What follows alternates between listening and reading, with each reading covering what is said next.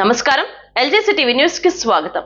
Vijayawada canal road దగ్గర Kanakadurga flyover కింద parking దందాపై తగు చర్యలు తీసుకోవాల్సిందిగా కోరుతూ Vijayawada canal road Kanakadurga flyover కింద భాగంలో కార్లు పార్కింగ్ పేరుతో ఒక్కో కారుకి 100 రూపాయలు 10 నిమిషాల పార్కింగ్ అయినప్పటికీ అక్రమంగా వసూలు చేస్తున్నారు।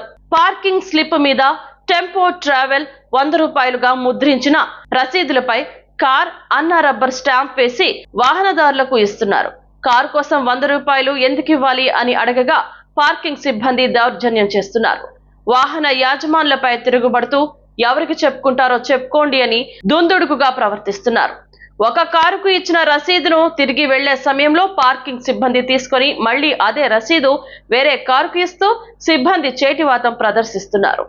సమీపంలోనే ఉన్న ట్రాఫిక్ 1 సిఐ గారికి సమస్య గురించి పార్కింగ్ సిబ్బంది దౌర్జన్యం గురించి విన్నవించినప్పటికీ 1 టౌన్ పోలీస్ స్టేషన్ లో కంప్లైంట్ ఇచ్చుకోవాలని చెప్పడం గమనార్హం।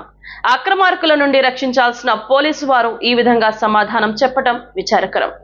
ఈ విషయాలపై తమరు తక్షణమే స్పందించి అక్రమ పార్కింగ్ దందాపై తక్షణ చర్యలు తీసుకోవాల్సిందిగా వాహన యజమానులు విజ్ఞప్తి చేస్తున్నారు।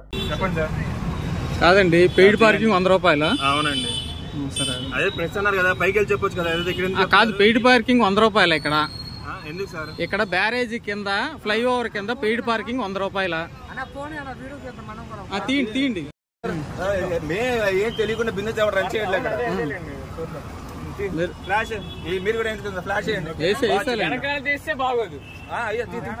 తీయండి, తీసుకోండి, మీ ఇష్టం, ఎక్కడ తీసుకుందో తీసుకోండి। 100 వచ్చి అదే చెప్తాను తెలియకుండా 100 రూపాయలు వసూలు చేస్తారా?